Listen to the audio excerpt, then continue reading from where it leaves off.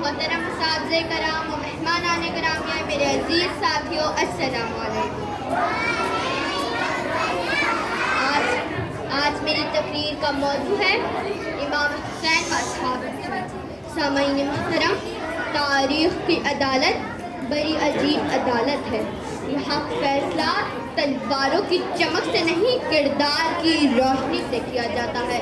یہاں لشکروں کی تعداد نہیں گنی جاتی، بلکہ نیتوں کا وزن کیا جاتا ہے۔ یہاں تاج و تخت کی عمر چند سال ہوتی ہے، جبکہ سچائی کی زندگی صدیوں پر محیط ہوتی ہے۔ اور اسی تاریخ نے ایک ایسا منظر بھی دیکھا جس کو دیکھ کے بہت ٹھہر گئے۔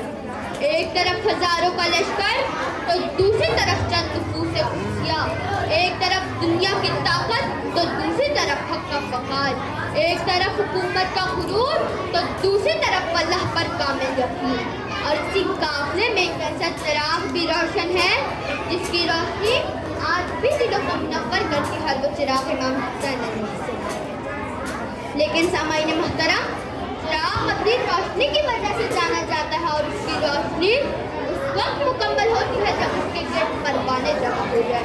اور امام حسین کی عظمت کا ایک باب روشن ان کا اصحاب ہے، جنہوں نے وفاداری کو اتنی بلندی عطا فرمائی کہ اس دنیا تک جب بھی وفا کا نام آتا ہے تو کربلا یاد آتا ہے۔ آج چند لمحوں کے لیے اپنے دلوں کو کربلا کی جانب لے جاتے ہیں۔ 9 محرم کی رات بڑی خاموش ہے، آسمان ستاروں سے سجا ہوا ہے، ریت ٹھنڈی ہو چکی ہے، خیموں سے تلاوت قرآن کی آوازیں آ رہی ہیں، کوئی سجدے میں ہے تو کوئی دعا میں مصروف ہے۔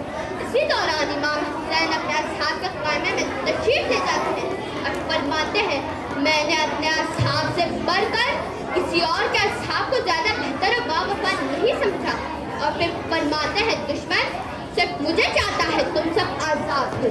یہ لمحہ امتحان کا لمحہ ہے، مگر تم کا امتحان سے نہیں گھبراتی۔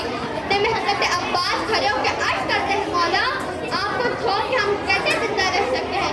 اور پھر حضرت حبیب ابن مظاہر، جن کے بال سفید ہو چکے تھے، جوانوں سے بڑھ کے ان کے ساتھ کھڑے ہوتے ہیں، اور پھر حضرت مسلم بن عوف فرماتے ہیں، اگر مجھے بار بار جان دینی پڑے تب بھی میں آپ کا ساتھ نہیں چھوڑوں گا۔ یہ چند الفاظ نہیں بلکہ وعدہ تھا جس پہ صبح عاشور خون سے دستخط کیے گئے۔ صبح عاشور شروع ہوئی، دشمن کی تعداد بڑھ گئی، مگر حسین کے ساتھیوں کا حوصلہ اس سے بھی بلند ہو گیا۔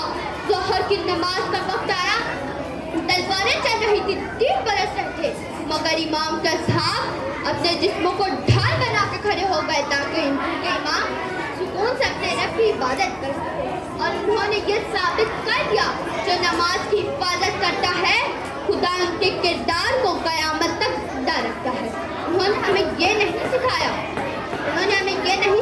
ہمیشہ جیتو، انہوں نے ہمیں یہ سکھایا ہمیشہ حق کے ساتھ رہو۔ انہوں نے ہمیں یہ نہیں سکھایا ہمیشہ زیادہ لوگ تمہارے ساتھ ہونا چاہیے، انہوں نے یہ سکھایا اگر تم حق پر ہو تو خدا تمہارے ساتھ ہے۔ آخر میں بس یہی عرض کروں گی، تاریخ نے لشکر تو بہت سے دیکھے مگر یاد سے حسین کا قافلہ تھا۔ تاریخ نے بہادر تو بہت سے دیکھے مگر مثال سے اصحاب حسین۔ بس سامعین، میں اپنی تقریر کو اس شعر پر ختم کرتا ہوں۔ اللہ نے ان کے جسم بہت سے بنائے تھے اور دست و پاؤں